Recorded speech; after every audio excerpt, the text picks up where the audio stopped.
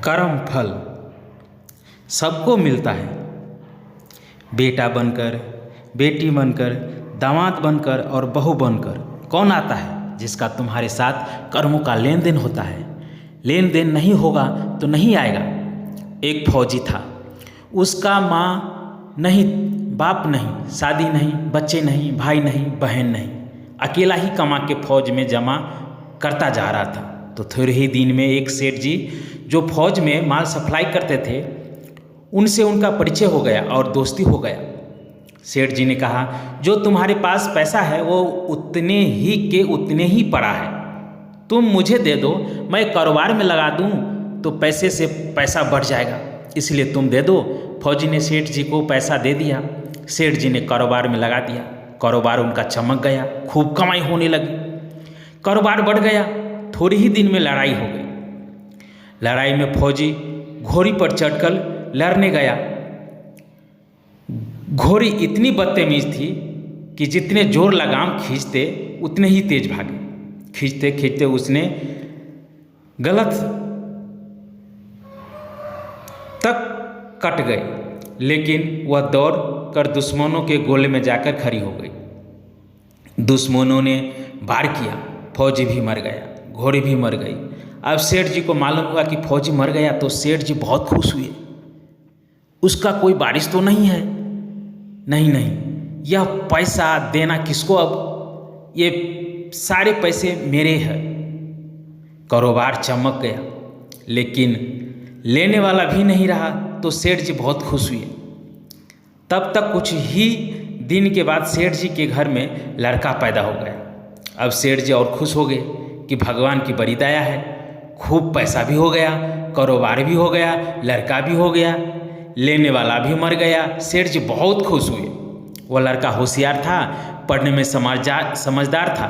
सेठ जी ने उसे पढ़ाया लिखाया।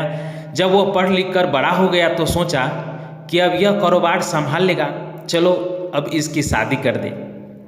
शादी करते ही घर में बहू आ गई, दुल्हन आ गई। उसने सोचा कि चलो बच्चे की शादी हो गई, अब कारोबार संभालेगा। लेकिन कुछ ही दिन के बाद बच्चे की तबीयत खराब हो गई। अब सेठ जी डॉक्टर के पास ले गए, हकीम के पास गए, वैद्य के पास दौड़ रहे थे। वैद्य जी जो दे रहे हैं, दवा खिला रहे हैं, वह दवा असर ही नहीं कर रही है। बीमारी बढ़ती ही जा रही है, पैसा बर्बाद हो रहा है और बीमारी बढ़ती ही जा रही है। रोग कट नहीं रहा है, पैसा खूब लगा रहा है। अब अंत में डॉक्टर ने कहा दिया कि लाइलाज मर्ज हो गया है, इस बीमारी का कोई इलाज नहीं है, इसको अब आध्या रोग हो गया है, यह बच्चा 2 दिन में मर जाएगा।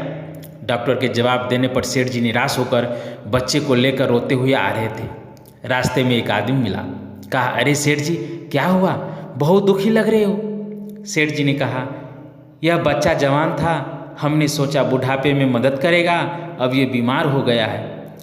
शादी होते ही उसने इसके लिए खूब पैसा लगा दिया, जिसने जितना मांगा उतना दिया, लेकिन आज डॉक्टर ने जवाब दे दिया अब यह बचेगा ही नहीं, असाध्य रोग हो गया है, लाइलाज मर्ज है, अब ले जाओ घर, 2 दिन में मर जाएगा। आदमी ने कहा, अरे सेठ जी तुम क्यों दिल छोड़ रहे हो, मेरे पड़ोस में वैद्य जी दवा देते हैं, 2 आने की पुड़िया खाकर मुर्दा भी उठकर खड़ा हो जाता है, जल्दी से तुम वैद्य जी के दवा ले आओ। सेठ जी दौड़ कर गए, 2 आने की पुड़िया लेकर आए और पैसे दे दिए। पुड़िया ले आए, बच्चे को खिलाए, बच्चा पुड़िया खाते ही मर गया। बच्चा मर गया। अब सेठ जी रो रो कर बुरा हाल था, सेठानी भी रो रही थी और घर में बहुरानी और पूरा गांव भी रो रहा था। गांव में शोर मच गया कि बहुरानी सेठ की कमर जवानी में टूट गई, सब लोग रो रहे हैं। तब तक एक महात्मा जी आ गए। उन्होंने कहा, भाई क्या बात है, क्यों रो रहे हो, ये रोना धोना क्या है।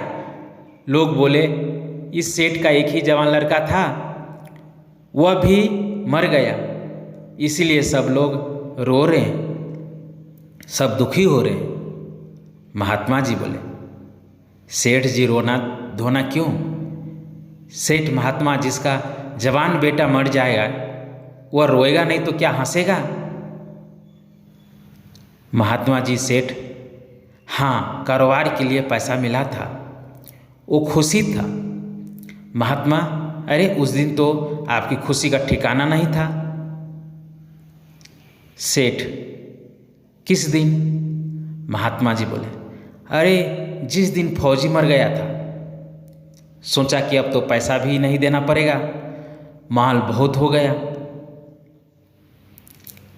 कारोबार खूब चमक गया, अब देना भी नहीं पड़ेगा। बहुत खुश थे सेठ। हाँ महाराज, खुश तो था महात्मा, और उस दिन तो आपकी खुशी का ठिकाना ही नहीं था। पता नहीं कितनी मिठाइयाँ बट गई। सेठ, किस दिन? महात्मा, अरे जिस दिन लड़का पैदा हुआ था। सेठ, महाराज लड़का पैदा होता है तो सब खुश होते हैं, मैं भी हो गया तो क्या बात है? महात्मा बोला, उस दिन तो खुशी से आपके पैर जमीन पर नहीं पड़ते थे। सेठ, किस दिन? महात्मा जी बोले, अरे जिस दिन बेटा ब्याहने जा रहे थे। सेठ बोले, महाराज बेटा ब्याहने जाता है तो हर दिन आदमी खुश होता है, हर आदमी खुश होता है, तो मैं भी खुश हो गया। महात्मा जी बोले, तो जब इतनी बार खुश हो गए तो जरा सी बात के लिए रो क्यों रहे हो? सेठ जी बोले, महाराज यह जरा सी बात नहीं है, जवान बेटा मर गया है, जरा सी बात है। महात्मा जी बोले, अरे सेठ जी, वही फौजी पैसे लेने के लिए बेटा बनकर आया गया, पढ़ने में, लिखने में, खाने में, पहनने में और शौक में, श्रृंगार में जितना लगाया था, शादी ब्याह में सब लग गया, और ब्याज दर ब्याज लगाकर डॉक्टर को दिलवा दिया। अब जब 2 आने पैसे बच गए, वह भी वैद्य जी को दिलवा दिए, पुड़िया खा